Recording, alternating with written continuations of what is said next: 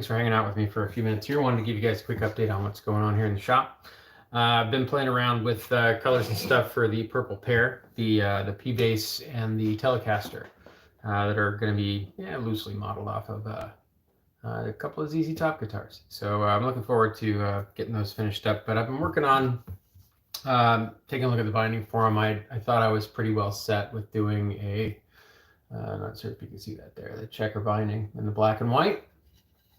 And I realized, that may be a bit too stark. So I grabbed myself some black binding and tried it out. And at my wife's suggestion, actually. And, well, look at there. She was right. With the black hardware and everything, the only thing that's going to be really chrome on this is a little bit of the hardware and the PAF pickup covers on the Telecaster. So I think that that black binding is really going to look a lot better. So that's what we're going to do. And of the two colors that we ended up with there, this is where we ended up. We're going to go a little bit more on the red side of purple than the blue side of purple. Just personal preference on this one. I think it's going to look a little nicer. So the way we ended up getting here, and I'm going to do a little bit more, maybe just one more coat of it just to get that purple to darken up a little bit more. But this was a black trans tint from StewMat, the liquid stain from our color tone from StewMat, and then the crimson purple over the top of that, a few coats of that, and that's how we ended up with that purple. So that black was just sanded way back, and then that. So this side was just purple underneath, and then sanded back with more of a purple overtone, but it was a bluer stain that I was trying with that. So playing around with that, and while I'm thinking about this and trying to make decisions about the purple pair there, I've decided to start on that hollow body. So that's what I really wanted to show you guys tonight, was what we got done here today, and kind of what the plan is for it. I don't make a lot of plans for any of these, quite frankly. I tend to change my mind as I'm going through it, which is a lot more fun for me personally. If I put everything down on paper, I think I'd probably take 10 years to finish anything. It'd take me 5 years just to get it all on paper and be happy with what I had. So I prefer to just kind of let my ADD rule the day. It's a hobby, it's not my living or anything. So I've got a lot of leeway in that regard. So with that kind of freedom comes comes working on 4 projects at once. I've got the purple pair, which is based on a Telecaster. I have the other bass, which is going to be more modern, the one I showed you guys probably a few weeks ago. That's going to be based off of my daughter's pink design. She really wants it, the hearts and everything. So anyway, we'll see. It's a really nice piece of flame maple on top, and it's going to be a pink burst show at her request. So it should look really good. Happy Saturday. Cheers.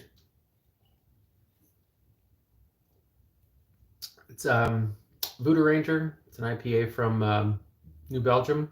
Same guys who do like that Tire Net. They're not a sponsor. Nobody's a sponsor because it's just me.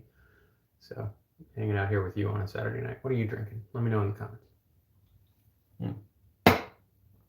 All right, so where are we with what we got going on? All right, got the purple pair, the pink bass, which is just kind of in the background right now. The electronics for that one, I'm going to do Fishman Fluence soap bars for that one, which are not exactly cheap. So primarily what I'm doing right now is just using a lot of the materials that I have on hand that I had purchased before, or I was doing, getting ready for the Great Guitar build-off. Wasn't sure what I was going to do, so I grabbed a few different kinds of materials before I made my decision on what I was going to build. Didn't win anything in that. That's fine. I didn't expect I was going to. It's the second bass I'd built in the last 30 years, so this is where we are. So this is what we got going on right now, though. So this is going to be a neck through, or mostly neck through. This neck through will actually end about 44 millimeters from the end of where the body's going to end up. So it's mostly, I guess, call it a semi-hollow body is what it's going to end up being, rather than a neck through. So going to use traditional Telecaster pickups in the neck and the bridge, and then traditional Tele bridge as well. I wanted to do that here, but it's going to be a hollow body guitar, like I mentioned. And today worked on getting the top and the back completed. So I took it was a 36-inch long, 36-inch long piece of roasted flame maple, and I ended up cutting that into The back is 1/4 inch, and then these are just slightly thinner, and then the outsides here are just slightly thinner than that. So it'll be a slightly radius top, and when I say slightly, it'll be you'll hardly be able to notice it by the time it's all done. But I wanted a little bit of dimension to the top. So this is the top. You can see there, it's pretty thin, and you can see the multiple thicknesses of the material there too. So I'm going to blend these in and just kind of roll this off to the edge. The edge of the body will end up somewhere just right in that neighborhood. So we're only going to use a couple inches on either side here. Otherwise, it should look really good. So this will be the neck end. I kind of like the chevron running up. I know some guys like to do it this way, but yeah, my personal preference, I'm going to do it this way. But you can see, I think you can catch it just if I hold it just right here. There you go. There's a little bit of that figuring in the maple. It's coming through a little bit there. So you get the idea though. When I clean this up and then throw some finish on it, it'll just be a clear finish. It should really make that flame pop quite a bit, and it should look really nice. So that's going to be the top, a little bit thinner. I'll show you what the plan is for that. And then of course, here's the back. Of course, Telecaster just kind of fits right on there. But again, same piece of wood. It was 36 inch long, inch and a 1/16, I think, thick, by about by 3 inches wide. So I'm gonna have to glue a couple wings on to finish my neck because it's gonna use my design on the neck. But you guys can see that there. Nice figure, right? All right. So what I'm gonna do is this will be entirely visible on the back of the guitar. The way that I'll end up, getting this put together is it's going to live kind of like that. It'll be kind of towards the back of it and taper up. As I start building that, that'll make a lot more sense. But then on the front here, I'm actually going to route away these areas. So the neck will look like it's going to go straight through, right? So the neck is here, and it's tough to see in the glare there, but you can kind of see the lines that I've drawn there.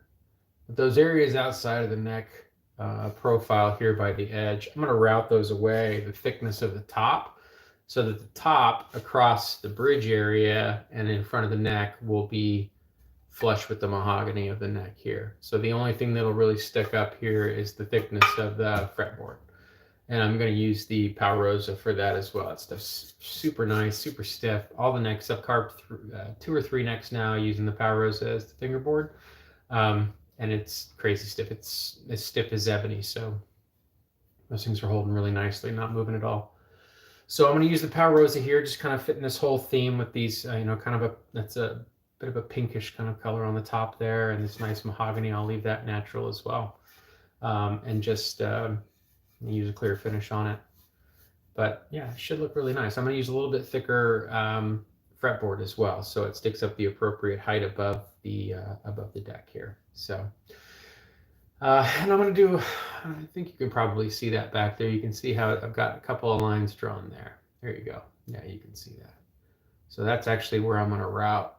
So on the back end here, you'll see this nice, the mahogany will come to this nice point, and the flame maple top will be flush with it all along there. So should look really cool. Well, that's the plan for now anyway. Let's see if that actually lives longer than a week or two. It's been in my head for a while, so I suspect that that's actually the design that I'm going to go with. But, like I said, I really like going into these things without too much of a plan, because a couple things I hate. When somebody tells me I did something wrong, well, really? Can you do this wrong? I mean, if it plays at the end and remains stable, doesn't come apart in your hands, I'd say that's probably pretty good. If it makes music and it sounds pleasant, then I did it right. But how I get there between here and there, yeah, I guess, it's one of those pitfalls being me. It's just I've never been really okay with saying, no, that's your hobby, but I know you're doing it wrong. Nah, I don't believe that here.